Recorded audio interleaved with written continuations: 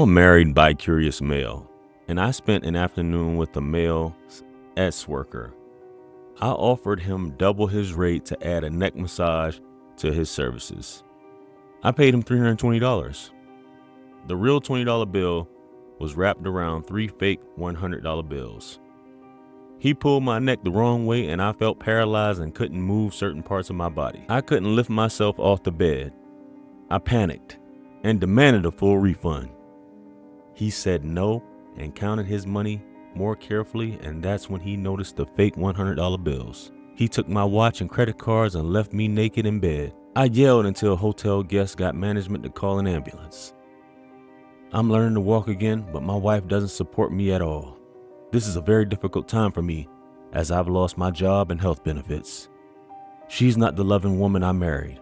All she wants is revenge on me. How do I change her vengeful, wicked ways? Well, good buddy, this is quite a doozy. Now, I don't know if this story here is inspired by that Tyler Perry movie, Diary of a Mad Black, but it kind of sounds like it. Except you were dealing with a dude, and the fact that you were paying him all that money when you had this beautiful woman at home. So whatever happens, happens, man.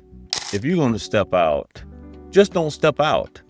Think about it twice about the long run things. Because when you do people dirty, dirty things happen, guys. But let's get on to the next clip. Let's go. My cousin Sweetie's new husband is too private and he has anger issues. He has no social media. They had a no photo policy at their wedding for guests.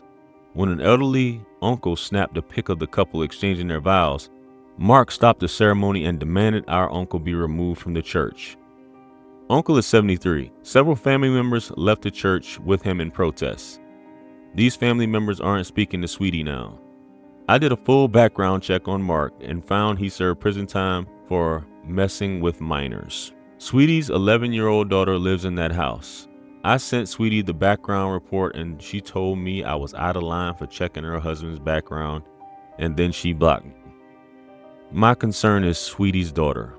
What to do? Well, unfortunately, that's her child. And if you have knowledge of things going on, and I'm assuming at this point, since your cousin doesn't want to have anything to do with you since you were meddling in her business and took it upon yourself to check the husband's background, then you probably won't have access to her daughter either. So only thing you can do really is pray, baby, unless you have knowledge that this man is doing something to the daughter.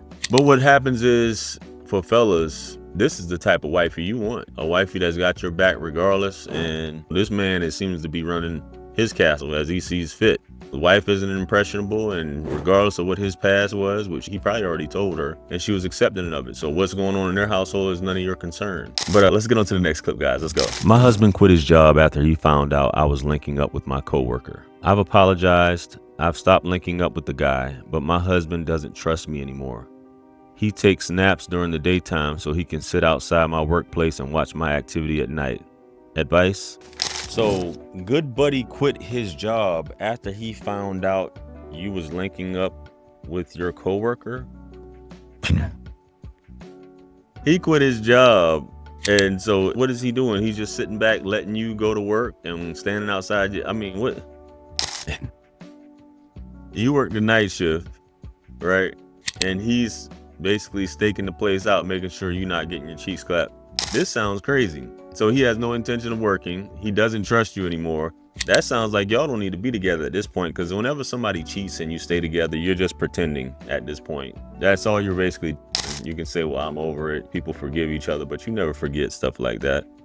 The advice is to go ahead and divorce the dude and get with your coworker. But I guess once you get with the coworker, it's no longer exciting, right? Because you like the excitement of dealing with something that's taboo, cheating on your husband and whatnot. But that's all I got to say about that.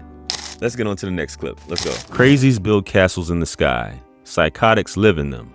My girlfriend, dating 2 years now, is psychotic. She considers herself a high fashion influencer. She posts pics of fake expensive handbags in hotel lobbies and coffee houses all around town. She dropped out of college and works odd jobs. Instead of helping with the rent, she uses her paychecks to buy props, $100 on an expensive plated breakfast just to take photos to pretend to live the influencer lifestyle.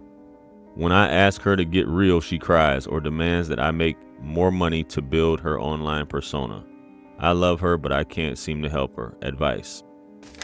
Now, there are a lot of dudes out here now who are married to these type of women, and there are dudes like this who basically try to have this internet persona as a job, being an influencer, right?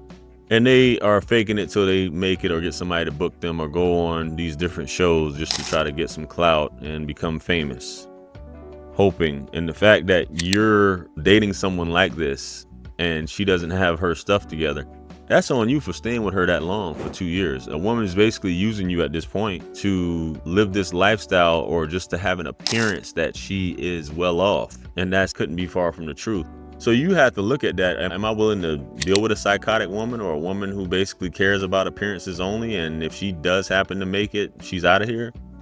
Man, that sounds like a headache in itself. And she starts crying. You can't force a woman to level up.